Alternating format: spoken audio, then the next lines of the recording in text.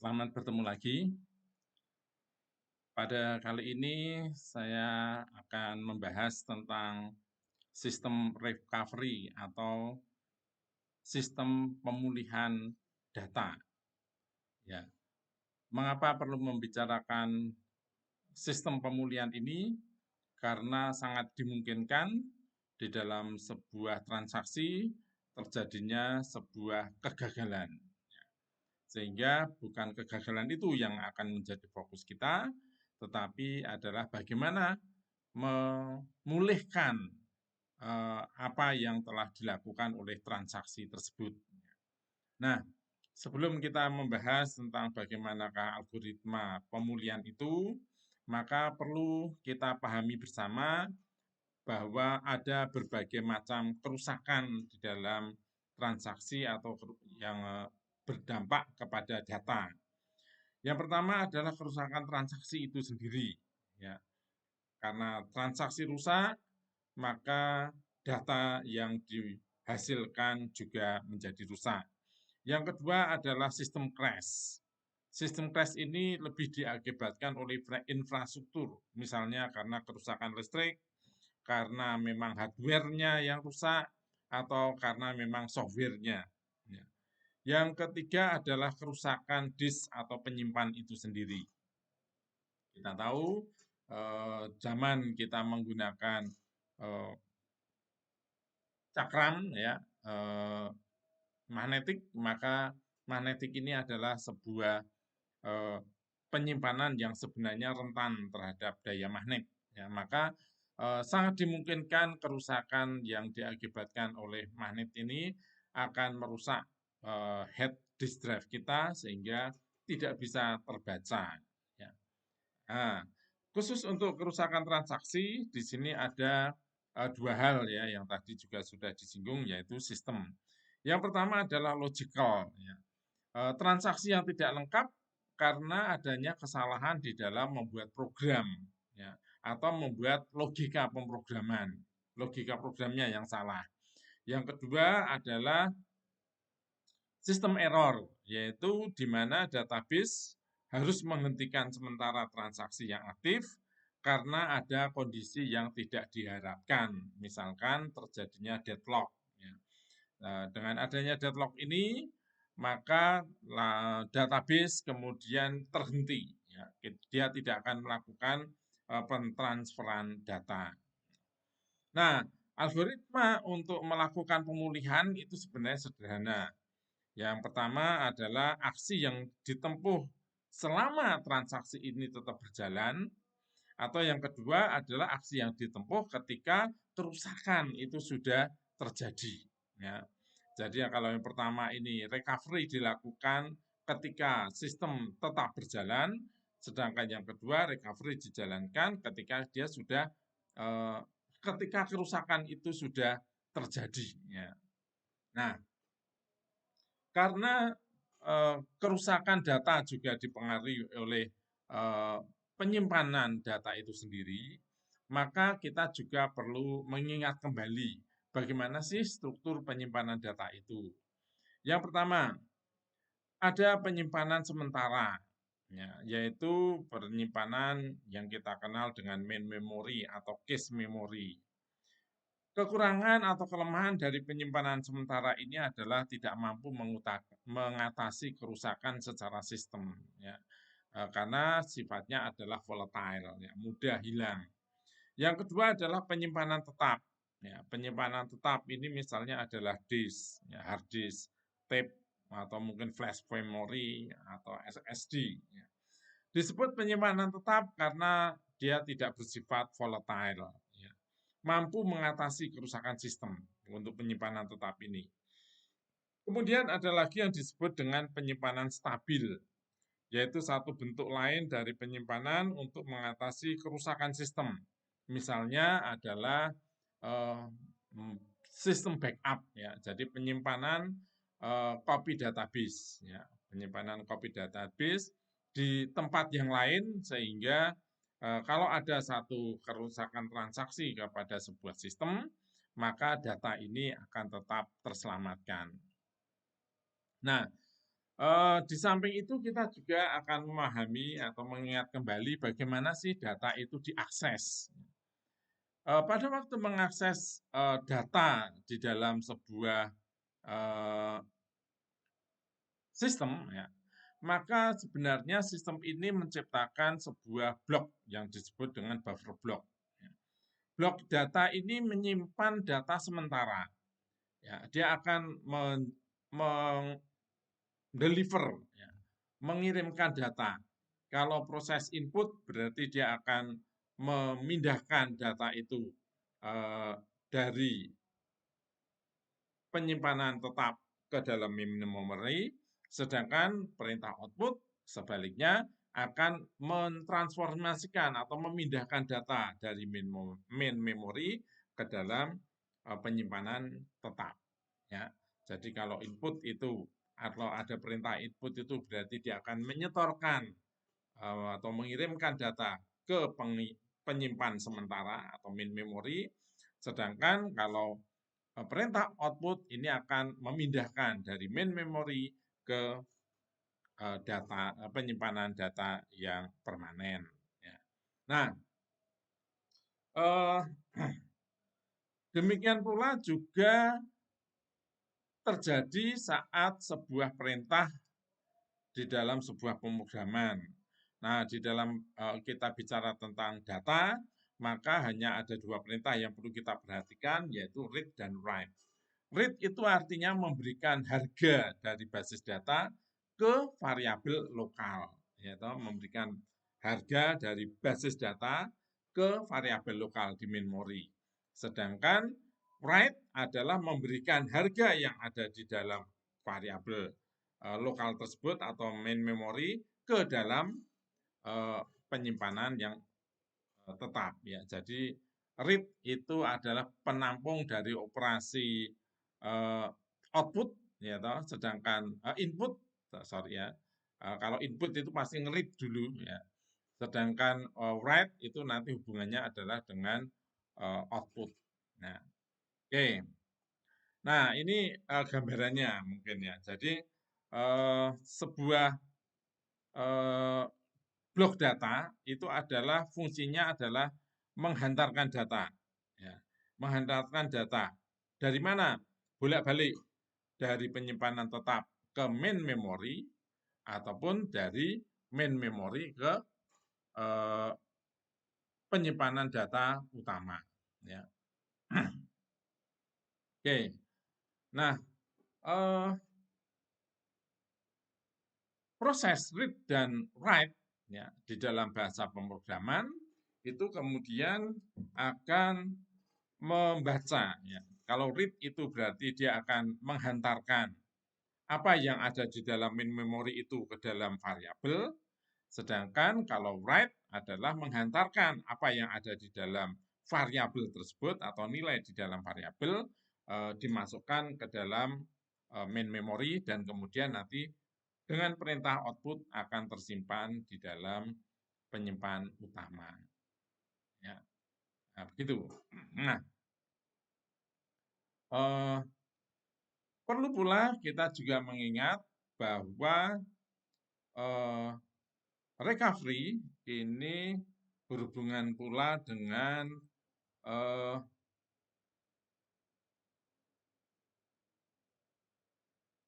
berhubungan dengan apa itu? Dengan keatomikan transaksi, ya, keatomikan transaksi. Maksud dari keatomikan transaksi apa?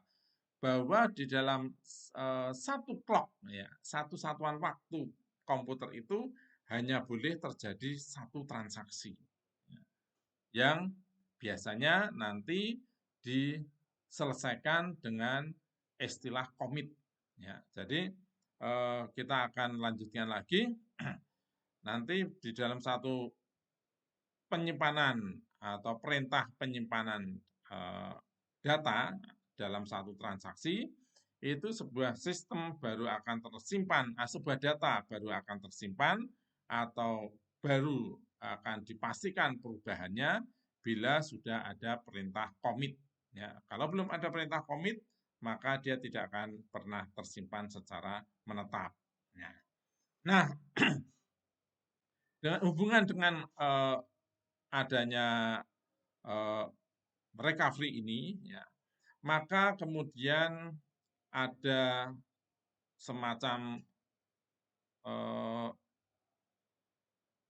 trik, ya, bagaimana bisa memunculkan recovery atau pemulihan, yaitu dengan cara yang pertama adalah file lock dengan menunda waktu pengubahan, file lock dengan pengubahan secara langsung, dan yang ketiga adalah dengan shadow patching atau patch bayangan. Ini nanti kita akan bahas satu persatu, ya. Algoritma yang pertama, file lock dengan penundaan pengubahan atau recovery yang berbasis lock, ya.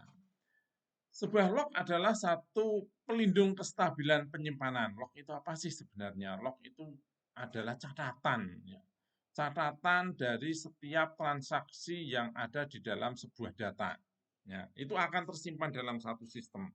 Bagaimana kondisi data ini semula, kemudian diubah oleh siapa, menjadi apa, apakah perubahan ini sudah menetap atau belum. Nah, itu semuanya akan dicatat oleh log tersebut.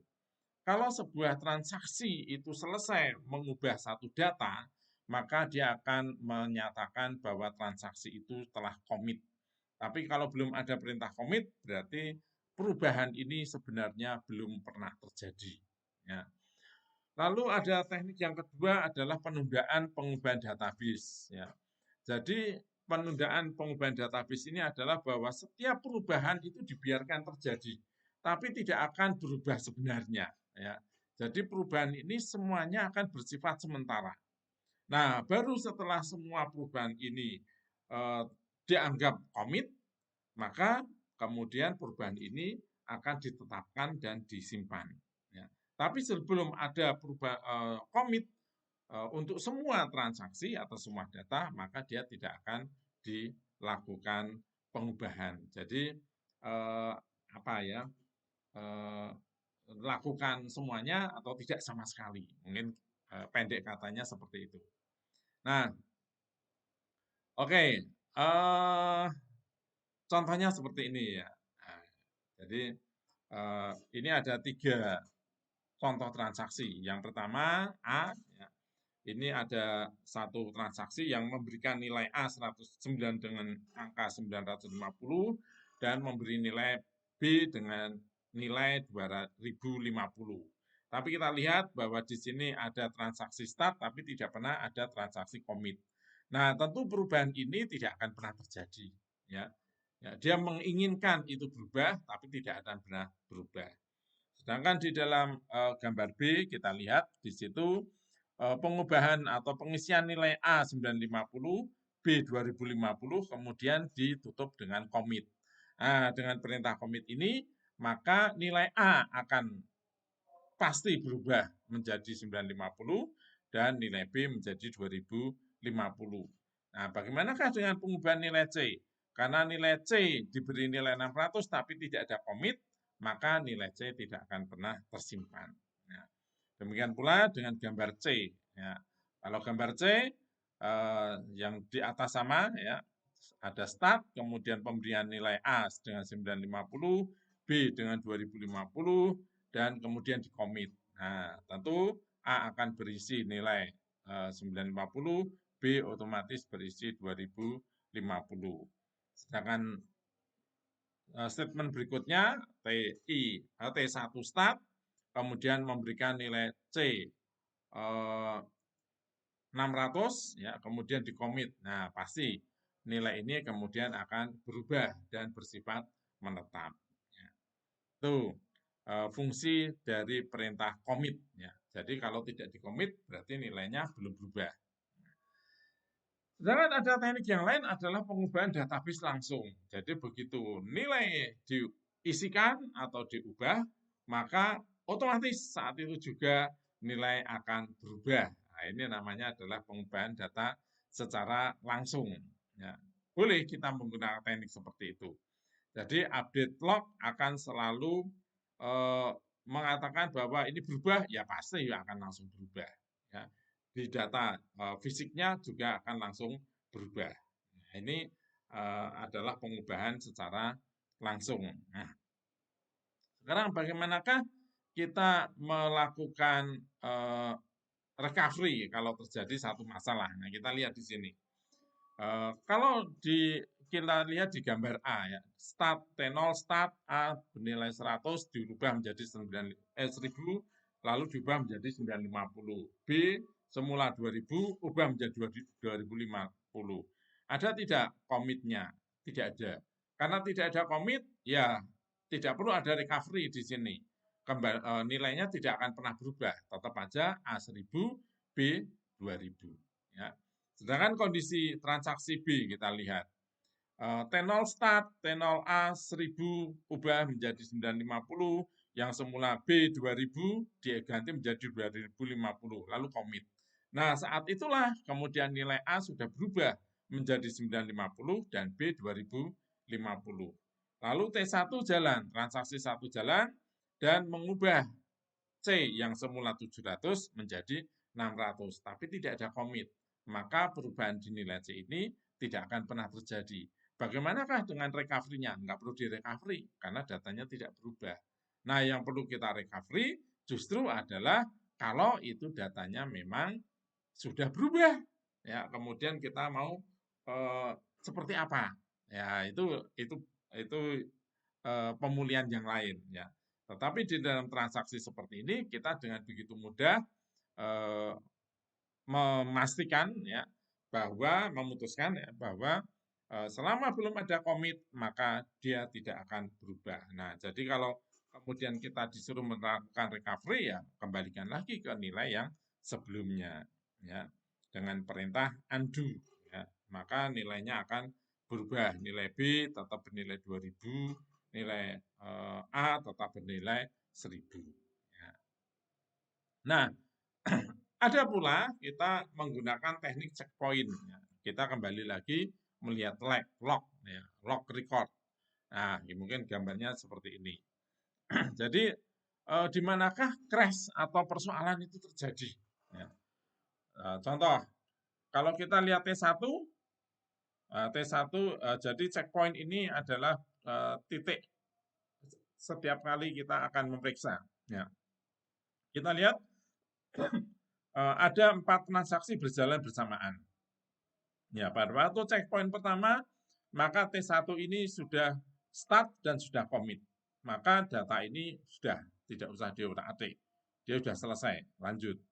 Sedangkan T2 dan T3 ini masih ada di rentang waktu kita melakukan pemeriksaan dengan waktu di mana kerusakan itu terjadi.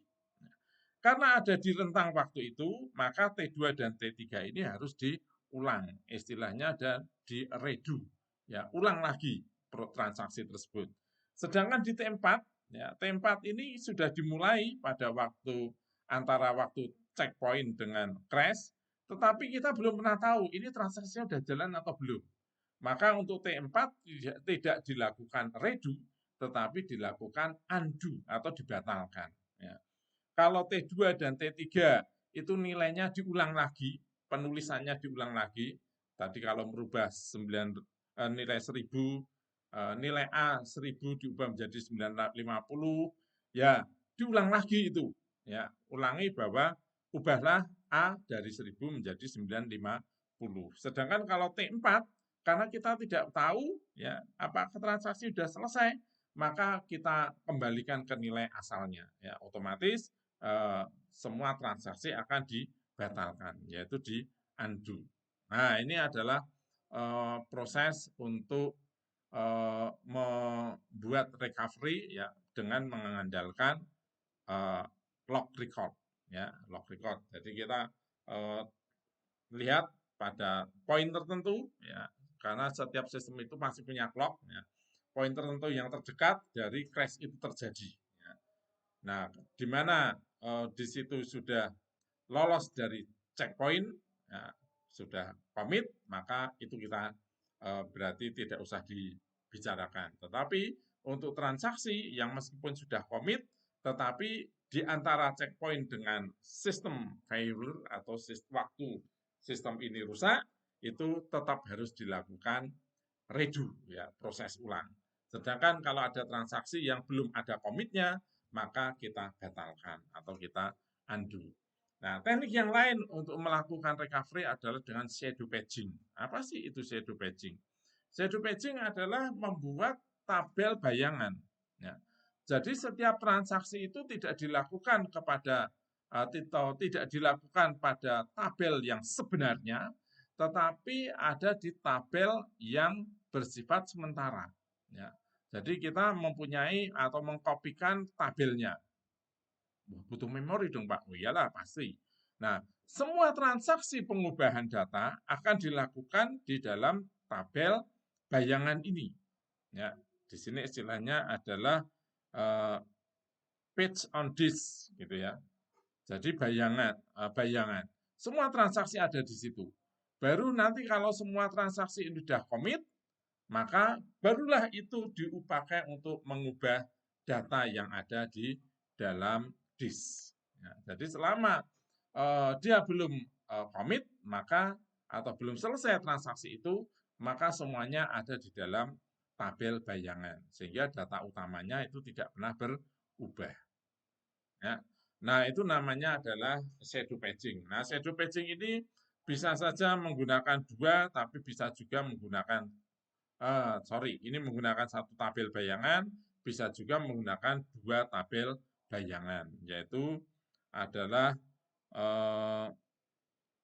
fungsinya sama ya, fungsinya sama, hanya dia menyimpan dua-duanya ya. Jadi kondisi awal dia simpan dan kondisi akhir dia juga ciptakan tabel. Nah, baru nanti setelah itu data yang sebenarnya kalau sudah komit baru akan dilakukan perubahan. Dua fungsi ini bisa dipakai untuk melakukan redo maupun undo ya. Jadi kalau dia sudah masuk ke dalam data yang siap untuk disimpan, maka tinggal dilakukan redo. Tetapi kalau dia masih hanya tersimpan di bagian shadow, maka dia di undo, ya, dibatalkan saja. Nah, itu mungkin secara sederhana bagaimanakah sebuah data itu bisa dilakukan recovery. Nah, recovery ini juga bisa dengan cara yang lain, yaitu melakukan backup. Ya, ini paling penting. Ya, setiap data itu harus selalu di backup. Semakin sering membackup tentu semakin baik, tetapi inti kelemahannya juga ada. Karena membackup itu adalah menuliskan data dalam jumlah besar, tentu akan mengurangi kinerja dari jalannya sistem tersebut. Nah, setidaknya harus secara frekuentif lah backup itu dilakukan. Nah, backup bisa dilakukan secara online, ya, artinya di tempat yang berjauhan. Dan backup ini ada dua jenis, yaitu statis yang dilakukan oleh sistem operasi dan backup dinamis, ya, yaitu di mana backup dilakukan tanpa menonaktifkan basis data. Jadi data masih dalam satu transaksi berjalan, maka kita bisa melakukan backup. Itu namanya backup dinamis. Nah, di dalam backup jarak jauh, mengapa backup jarak jauh, Pak? Kok tidak jarak dekat? Ya, penyimpanan data yang sebenarnya paling aman adalah bila kita memang menyimpan data itu pada lokasi yang berjauhan. Nah, untuk apa? Karena kalau terjadi satu permasalahan yang fatal, misalkan sampai dengan ke tsunami, kemudian datanya hilang, maka data kita yang ada di tempat yang tidak terkena tsunami itu masih kita bisa selamatkan. Ya, tapi kalau datanya disimpan di tempat yang sama, di situ terjadi satu masalah, kebakaran, ya sudah, datanya akan hilang. Itu manfaat mengapa ada sistem backup jarak jauh. Ya. Jadi supaya kita menyimpan datanya lebih jauh dari area kita, untuk mencegah bila area kita terjadi satu persoalan force major, kejadian alam yang istimewa, maka kita tetap mempunyai simpanan datanya di tempat yang lain yang semoga saja tidak terpengaruh. Ya, itu adalah manfaat dari backup jarak jauh, ya. Oke, apalagi yang penting? Ya, saya kira itu dulu. Nanti kita bisa ceritakan yang lain kalau saudara ingin menanggapi dari apa slide yang telah saya berikan. Ya, sampai di sini dulu. Sampai bertemu lagi.